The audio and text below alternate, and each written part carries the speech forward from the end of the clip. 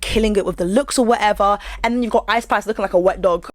Hello and welcome back to the channel. So this is going to be a follow-up to one of the last videos I made about the Doechii and Ice Spice situation.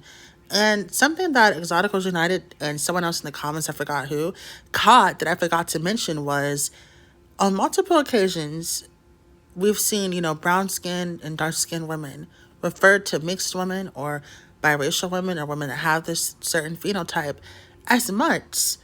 And, there's a lot of videos on the exotical space and how it's like a place for like light skinned girls to complain about reverse colorism and be mean to dark skinned girls and stuff.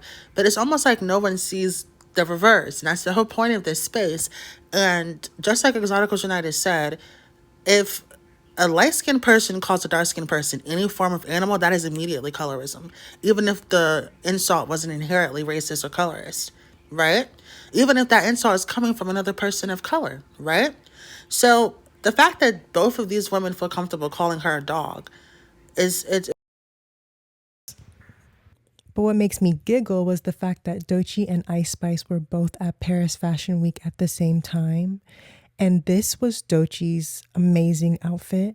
And I just know Ice Spice was shivering in her timber boots, in her little Tims, pissed that by a girl who she called a chosen dark skin was looking so nice in her outfit. And she was looking like a wet dog. Whatever, and then you've got Ice Spice looking like a wet dog, a wet ginger dog, if that's even flipping possible. I don't know who's styling Ice Spice, but you know what? Karma is a bitch. The way that you spoke about Doechii, and the way that you treated these former besties of yours as well, girl, your stylist said, I mean, I've seen plenty of wet looks and scrunch looks, but bitch, they literally just probably like flogged a bunch of water on her and called it a day. It's crazy. And people say the exotical space is like, promoting colorism and stuff because someone had, I think there was one person that made like fake audio of Chrissy or whatever. I don't even know. I don't associate with that. But if you're into it, cool. But another person had posted pictures of monkeys and gorillas and was basically implying, calling unambiguous black women that, which again, I do not subscribe to that and do not follow that person. Never did. But, that was enough for them to write this whole community off as colorist and futurist and all this racist and all this other stuff. And it would never go the other way. They're allowed to, and I don't know if it was Paris Milan, I don't know who it was, but I remember EU being in an altercation with someone, and they referred to all of us as much. I think maybe they're referring to just biracial. I am monoracial, but a lot of people feel like nowadays, this is a whole nother video, but a lot of people feel like nowadays, if you have a certain phenotype or you're light skin or you have a certain hair texture, that even if you are, identifying as monoracial, the slave master probably raped someone back in the day in your family, and they'll be like, oh, that's your white side coming out, or you're an Oreo, or da-da-da-da-da, or you know what I mean, stuff like that. A lot of people are debating what light skin means, and that if you're light skin, you're still technically not monoracially black. And I think I brought up this topic when Tyla was a big situation, her being colored, because a lot of Africans that identify as 100% black, they would consider most African Americans colored.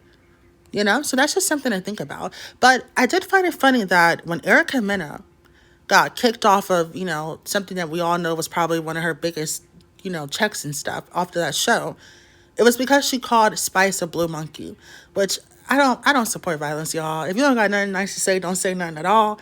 Just keep it cute and just keep your peace.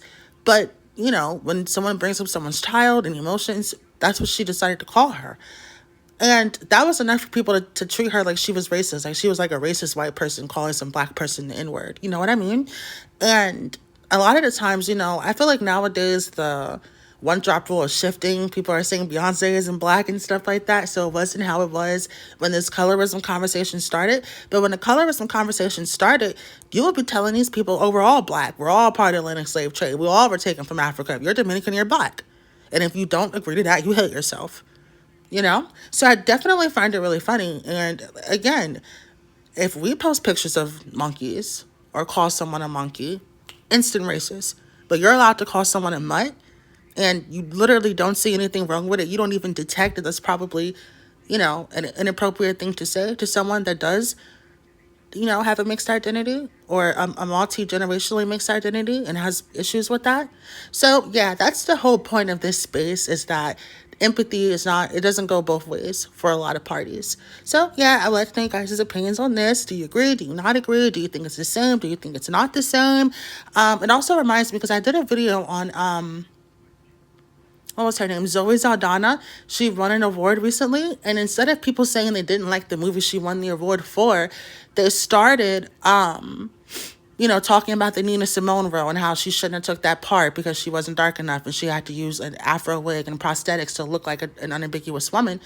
And when I brought up, Angela Bassett did the same thing when she played Tina Turner. She did the same thing when she played Rosa Parks, and no one gives a fuck. She had to wear makeup on her skin and wear a wig that was not her real hair texture. Maybe not prosthetics, but that's because keen features are smaller and obtuse features are bigger, so you have to add something to it. Other than the nose prosthetic, it was the same situation. But a lot of people feel like, nope, it's not the same. And if you're dark skinned, it's just a completely different situation, even though it's the exact same scenario. So let me know what you guys think. Thank you and have a beautiful day.